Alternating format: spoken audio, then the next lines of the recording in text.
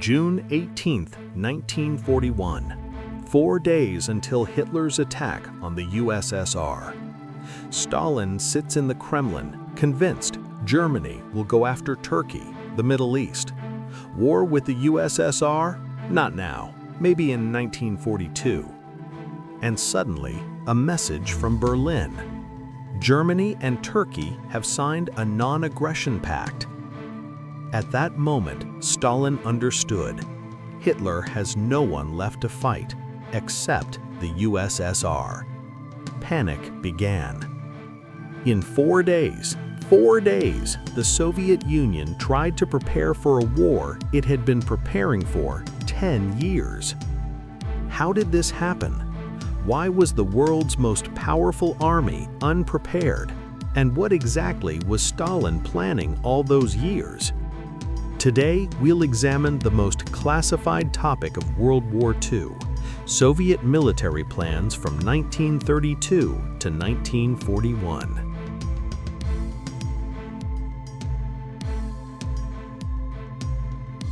Let's go back to the beginning. 1926. The USSR has just emerged from the Civil War. The country is destroyed. The economy is in ruins. The Red Army, weak, small, poorly armed. But in the Kremlin, they're already making plans. Not plans for reconstruction, not plans for peaceful development, plans for war. Since 1926, all Soviet industrialization has been preparation for a major war. All factories, all construction projects, all 5-year plans, everything for the army. But fight against whom? In 1928, the Red Army's Intelligence Directorate published a work titled The Future War.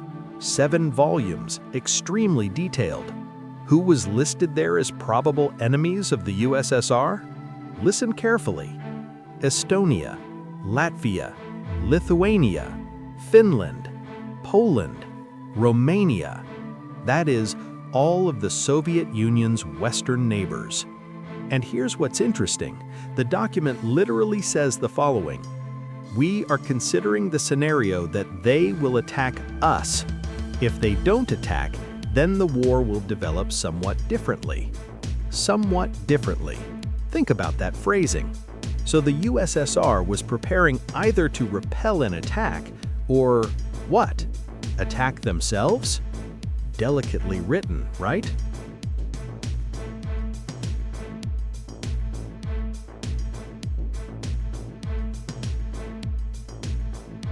July 1929. The Politburo passes a resolution. I quote verbatim: "The Red Army must have superiority in 3 main types of weapons: tanks, artillery, aviation." Not have enough, not catch up to Europe, superiority. That is more than everyone else. Industrialization began. The entire country turned into one huge military factory. Tank factories were built, aircraft factories, artillery factories. By the end of the first 5-year plan, by 1932, the goal was achieved. Attention, now there will be numbers that will shock you. The Soviet Union had more tanks than the entire rest of the world combined. Not just Europe, the entire world. Aircraft were being produced many times more than in any European country. Artillery, mountains of it. By 1932, the Red Army had become the most powerful army on the planet. But who was it preparing to fight? For now, against all Western neighbors at once: Estonia, Latvia, Finland, Poland, Romania, all were considered potential enemies. But in 1933, everything changed.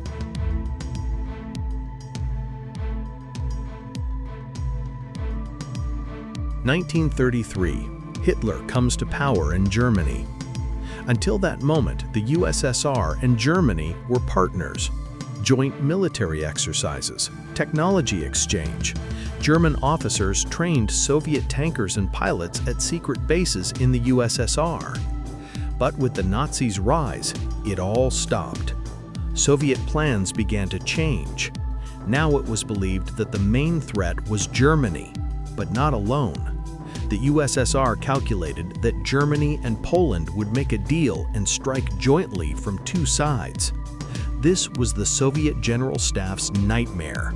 Germans from the west, Poles from the south, simultaneously. Therefore, all plans were built on this scenario: repel a two-front attack, then go on the offensive.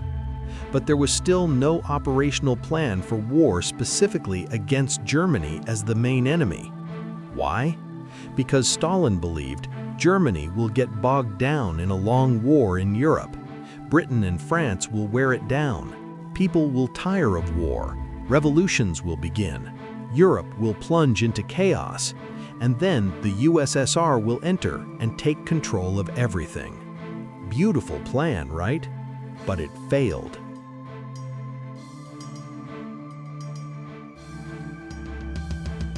September 1939. World War II began. Stalin rubs his hands. Now Germany will get stuck in trenches like in World War I. Long campaign, exhaustion, revolutions. But what happens? Poland crushed in 3 weeks. Denmark in 1 day. Norway in 2 months. France in 6 weeks. 6 weeks! France, which held out for 4 years in World War I. By summer 1940, practically all of Europe, except the Balkans and Britain, was under Hitler's control. And Stalin suddenly finds himself face to face with a giant empire that has no second front, no problems, no revolutions. All calculations collapsed. Only in July 1940, did the USSR begin developing the first operational plan for war against Germany as the main enemy. Before that moment, such a plan simply didn't exist. Can you imagine? The war in Europe has been going on for a year already, and the USSR has no plan for what to do if Hitler attacks us. But even this plan was strange.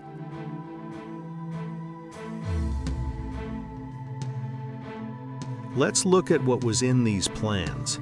The documents considered 2 theaters of military operations. Northwestern, that's the Baltics, East Prussia. Southwestern, that's Poland, Romania. What did they write about the Northwestern theater? The Germans may strike from East Prussia. We'll need to repel the strike, then go on the offensive. Okay. Sounds logical. Defense, then counteroffensive. And what did they write about the Southwestern theater? Attention! In the second war game conducted by the General Staff, the starting situation was this: Soviet troops are already on the territory of Poland and Romania. Think about that. Not the Germans attacked, we're defending, but we're already in Poland and Romania. That is, the plan assumed an offensive from the very beginning. Defense in the north, offense in the south. That's what kind of strange plan it was.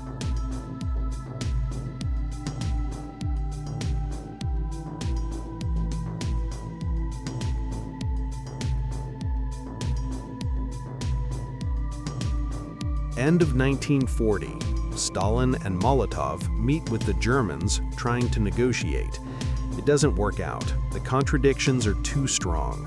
In February 1941, Germany introduces troops into Bulgaria. This was one of Stalin's demands: don't interfere in the Balkans. Hitler ignored the demands. From this moment, Moscow understands things are getting serious. February 12, mobilization plan adopted. March 12, operational plan for troop deployment. By the way, this plan is still classified. Why? A very interesting question. March 24, the Politburo orders urgent construction of 20 new and reconstruction of 231 military airfields. But here's what's important. all these plans are calculated for 1942. That is, in March 1941, Stalin still thinks he has time until next year. But already on April 8th, suddenly, the plans change. Now we're talking not about 231 airfields, but 600. On the same day, April 8th, Beria writes a letter to Stalin. We need to urgently change plans for building bomb shelters in Moscow and Leningrad. Finish everything by September 1, 1941. Not by 1942, by September 1941. Something changed, abruptly. Deadlines shifted. Now they're preparing not for war next year, but for war this year.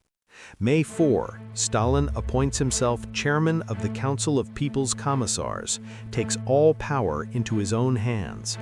May, massive transfer of troops from the Far East to the West, hundreds of thousands of soldiers traveling across the entire country. May 14, order on accelerating the graduation of cadets without exams, just graduate everyone who knows anything at all. June 6th, ammunition mobilization plan adopted. Same day, decree on responsibility for spreading false rumors causing alarm among the population. This decree isn't published. It was issued in case war begins. June 7th, Gosplan chairman Suvorov writes a memo about the plan for the third quarter of 1941. I quote, "The central task of the third quarter is expanding the production of ammunition and cartridges. The volume of ammunition work increases threefold. Dozens of new factories. Food production is reduced. That is, the war hasn't started yet, but people are already being prepared to consume less food." All this in early June 1941. But Stalin still doesn't believe Hitler will attack right now.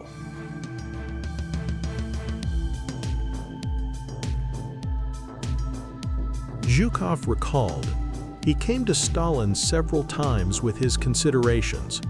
Stalin answered the same thing every time. The Germans will go after Turkey, the Middle East. They need oil. They won't fight on two fronts, against us and Britain simultaneously. The logic seemed ironclad. But on June 18, 1941, something happened that destroyed this logic. Germany and Turkey signed a non-aggression pact. Think about this. Hitler made a deal with Turkey, so he won't go south. To the west, Britain is across the English Channel, can't get there without a navy. Where else?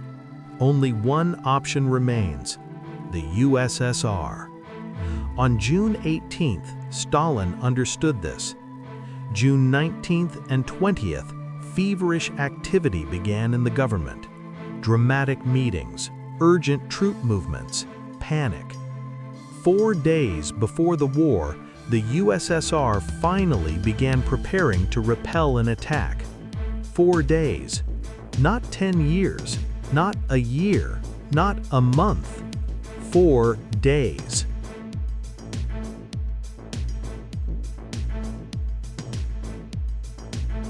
So why did the Soviet Union, which had been preparing for war since 1926, which built the world's most powerful army, which produced more tanks and aircraft than anyone else, turn out to be unprepared? The answer is simple and terrible. Stalin prepared for the wrong war. He prepared for an offensive war, not a defensive one. He calculated that Europe would get bogged down in a long slaughter, and the USSR would enter at the last moment and take everything. He thought Hitler would go after Turkey, not after him.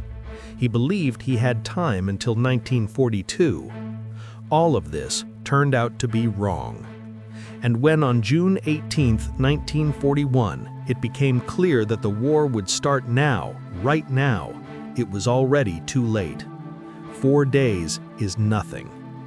June 22, 1941, at 4 a.m., the Great Patriotic War began. The USSR met it unprepared. not because it didn't prepare, but because it prepared for the wrong thing.